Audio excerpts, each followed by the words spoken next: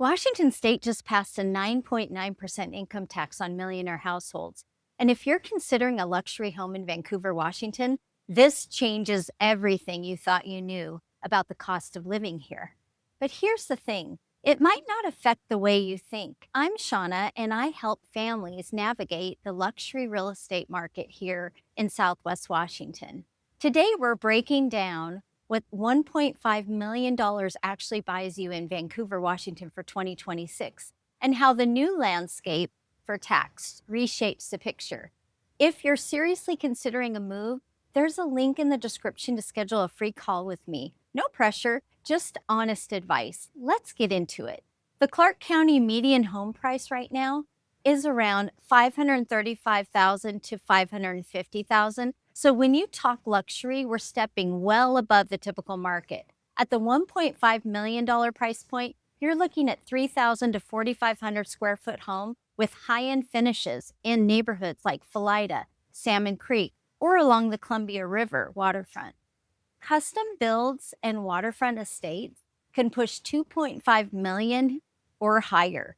The luxury segment currently has around 179 active listings in Vancouver, with a median list price just above $1 million. And homes at this level are averaging about 113 days on the market. That means there's more room to negotiate than the general market, which is moving faster. For luxury rentals, executive homes in gated communities or high-end downtown apartments run $4,500 to $8,000 per month, but they're rare. What drives pricing at this level? Land. The premium on location, school districts, per proximity, lot size can mean a 15 to 20% price swing between neighborhoods that are only a few miles apart. That's where having a local expert matters.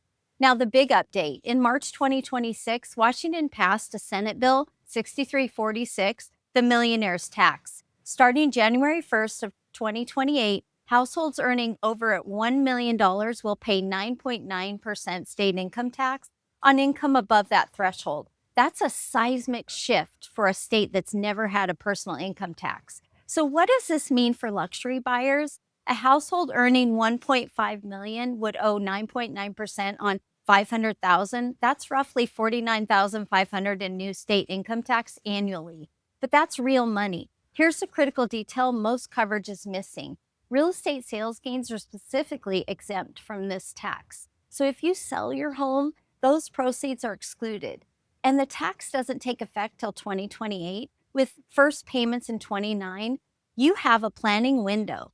And there's still uncertainty. Legal challenges are expected, and a voter repeal initiative could land in the November timeframe 2026 ballot. The bottom line, Vancouver's tax advantage over Portland isn't gone, but it's narrower than it used to be for high earners. This is going to be very personal to your financial situation, and I'd strongly recommend connecting with a financial advisor and a local real estate expert like me to map out what this means for you.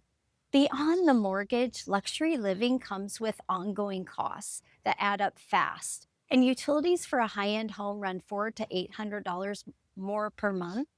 Winter heating in 4,000 square foot home can spike that bill. Internet and premium cable, another 150 to 250. Transportation, if you're commuting to Portland, factor in bridge tolls, gas, and parking, easily 150 to 300 per month. Groceries and specialty markets push a family's bill $1,200 to $1,800 a month. Dining out at top local spots runs 150 to 300 for two. And add HOA fees and your beyond mortgage number grows quickly. A luxury budget isn't just about the house, it's the full lifestyle.